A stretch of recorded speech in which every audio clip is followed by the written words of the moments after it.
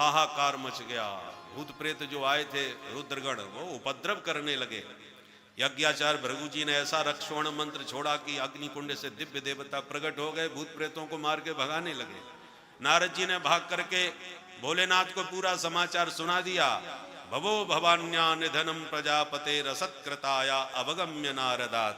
नारद जी से समाचार सुनते ही भगवान भोलेनाथ भयंकर क्रुद्ध होकर के अपनी जटा उखाड़ के पटक दिए। जटा में से वीरभद्र प्रकट हो गए।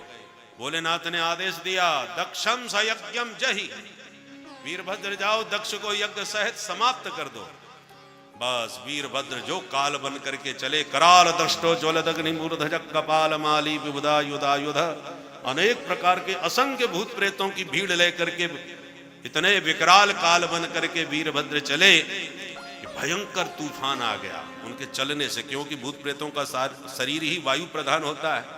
इतनी आंधी चली महाराज कि यज्ञशाला के जो देवी देवता थे उस तूफान को आता देखकर घबरा के, देखो देखो कैसी आंधी आ रही है।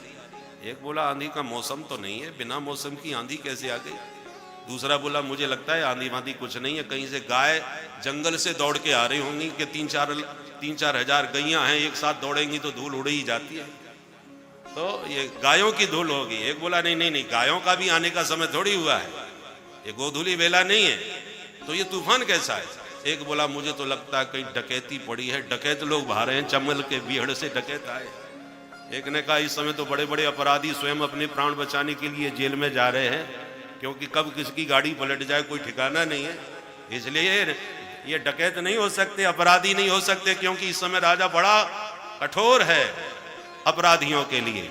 इसलिए वाता न वांति नहीं संति दस्यवः प्राचीन वरही जीवति होग्र दंडः गावो न कालियंत इदम कुतो रजो लोको धुना किम प्रलयाय कल्पते। क्या ये प्रलय होने वाला है, ये प्रलयंकारी प्रभंजन प्रतीत हो रहा है भाई। जब तक कुछ समझ में आता तब तक तूफान ने घेर लिया यज्ञशाला को। जो भूत प्रेत नजर आए देवता सब घबराए, भागो। वीरभद्र ने भूतों को आदेश दिया, पकड़ो, एक न जाने पावे, जिसने भाग लिया है वो भाग लेके ही भागेगा, खाली हाथ यहां से कोई नहीं जाएगा। भृगुम बबंध मणिमान वीरभद्र प्रजापतिम चंडी संभूषणम देवम भगम नंदीश्वरो ग्रहीत। जितने देवता थे सबको दौड़ दौड़ करके भूत प्रेतों ने बंधक बना लिए। और महाराज जो उपद्रव तांडव मचाया भूत प्रेतों ने, कोई बल्लियां उखाड़ने लगे यज्ञशाला की, कोई भंडारे में घुस गए, कोई खीर की कढ़ाई में कूद कूद के हर हर महादेव, सब भंडारा चौपट कर दिया, सारी यज्ञशाला को तहस नहस कर दिया। यज्ञाचार्य भृगु जी की दाढ़ी उखाड़ करके एक झटके में हवन कुंड में स्वाहा। पूषा देवता में मुक्का मारा तो उसकी 32 बाहर, भग देवता की दोनों आंखें बाहर निकालनी। अंत में दक्ष को पटक के मुंडी मरोड़ करके सिर उखाड़ के हवन कुंड में स्वाहा। बोलो शंकर भगवान की जय। सारा यज्ञ विध्वंस करके देवता भूत प्रेत सब भाग गए। देवता बेचारे खंडित होके रोते रोते ब्रह्मा जी के पास गए, हे विधाता, जीवन में बड़े बड़े यज्ञ देखे पर ऐसा विचित्र यज्ञ जीवन में पहली बार देखा। ब्रह्मा जी बोले, बिना विचारे जो करे सो पाछे पछताए। इस यज्ञ में भाग हमारा भी था, श्रीमन नारायण का भी था, पर भगवान भोलेनाथ का भाग नहीं था, इसलिए हम दोनों भी नहीं गए। और जब हम तीनों नहीं गए तो तुम क्यों चले गए भाई। तब देवताओं ने कान पकड़े, अब खाई सो खाई, आगे खाई तो राम दुहाई। जीवन में ऐसी भूल अब दोबारा नहीं करेंगे। बोले चलो भोले बाबा से माफी मांगो। सभी को लेकर के स्वयं ब्रह्मा जी महादेव के पास आए। भोले बाबा ने आगे बढ़ के ब्रह्मा जी को प्रणाम करके आसन दिया।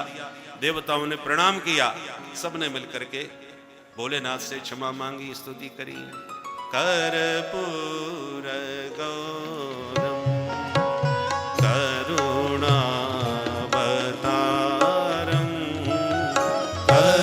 सभी गाइए। आज सोमवार है, भोले बाबा को मनाइए।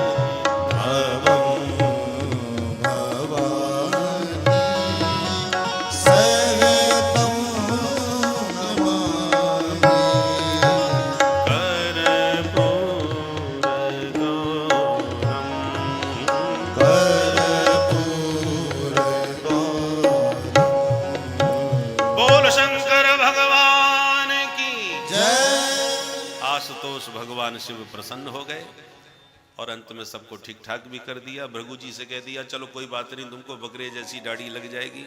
पूषा देवता ने कहा मेरे मुंह में तो एक भी दांत नहीं बचा महाराज, मैं भंडारा कैसे पाऊंगा। भोले बाबा ने कहा सत्तू घोर घोर के पिया करो, दांतों की आवश्यकता नहीं पड़ा करेगी। भग देवता ने कहा मेरी तो दोनों आंखें फूट गई। भोलेनाथ ने कहा तुम मित्र की दृष्टि से देख सकोगे। ऐसे करके सबको ठीक ठाक किया। अंत में सबने कहा भोलेनाथ आज से हम लोगों ने भी निर्णय लिया है कि आज के बाद यज्ञ में जो अवशिष्ट सामग्री होगी वो सब आपका ही भाग माना जाएगा। एसते रुद्र भागोस्तु यदुच्छिष्टोध्वरस्य वै यज्ञस्ते रुद्र भागेन कल्पता मध्य यज्ञहन। भोलेनाथ तो प्रसन्न हो गए। जो ही राम सोई राम, जो बच जाए वही सही भाई। पहुंच गए यज्ञशाला में। बोले बुलाओ यजमान। बोले सरकारी यजमान का धड़ तो धरा है और सिर स्वाहा हो चुका है। तब भोले बाबा ने बकरे का मुंह जोड़ करके दक्ष को पुनर्जीवन प्रदान किया। दक्ष जैसी जीवित हो गए, महादेव के चरणों में प्रणाम किए, स्तुति किए, पर बकरे का मुंह लगा था तो बकरी की भाषा में ही बोलने लग गए। बम बम बम बम करके बोलता है ना बकरा। तो भोले बाबा को सुन के हंसी आ गई। हमारे ससुर जी की पूरी भाषा ही बदल गई। इसलिए आज भी भोले बाबा के भगत शिव जी की पूजा करने के बाद बम बम बम बम बम बम करते हैं। निरावलंबस्य मयावलंबम, तो बम बम से बड़े खुश होते हैं भोले बाबा। भोले बाबा जैसे ही प्रसन्न हो गए तुरंत श्री हरि नारायण प्रकट हो गए। वो लक्ष्मी नारायण भगवान की जय। जितने भी देवी देवता थे सबने क्रमशः भगवान नारायण की वंदना करी। अंत में सब विप्र देवों ने कहा त्वं क्रतुस्त्वं हविस्त्वं हुतास स्वयं त्वं हि मंत्र समिर्दर्भ पात्राणि च त्वं सदस्यर्त्वजो दंपति देवता अग्निहोत्रं स्वधा सोम आज्यं पशु त्वं पुरा गाम रसाया महासूकरो तष्टया पद्मनिं वारणेन्द्रो यथा स्तूयमानो नदं लीलया योगभिर्व्यज्यहर तत्रयी गात्र यज्ञक्रतो। ये सब ब्राह्मणों ने देव भगवान नारायण की स्तुति गाई है। श्री हरि ने प्रसन्न होकर के सबसे कहा देखो भाई अहम ब्रह्मा च सर्वश्च जगतः कारणम परम। हम और शिव, हरि और हर देखने में पृथक पृथक लगते हैं पर वस्तुतः अलग अलग है नहीं। शिवस्य हृदयम विष्णो विष्णोस्य हृदयम शिवः ईसदप्यंतरम कृत्वा रौरवम नरकम ब्रजे। हरि और हर में किंचित भी कोई भेद नहीं है। जो भेद करते हैं वो रौरव नरक के गामी होते हैं। अतः भगवान भी कहते हैं शिवद्रोही मम दास कहावा सो नर मोह सपने नहीं भावा। इसलिए जैसे पतिव्रता नारी पति से प्रेम करती है, उसी को आत्मसमर्पण करती है, पर पति के ही संबंध से सास ससुर देवर जेठ घर में सब परिवार के सदस्यों का यथोचित आदर सम्मान करती है, उसी प्रकार से हमारा आराध्य इष्ट देव तो एक ही होना चाहिए, परंतु उस इष्ट एक में निष्ठा रखने के साथ साथ उन्हीं के नाते से मानव सभी राम के नाते उन अन्य देवी देवताओं का भी हमें आदर सम्मान यथा योग्य करना चाहिए।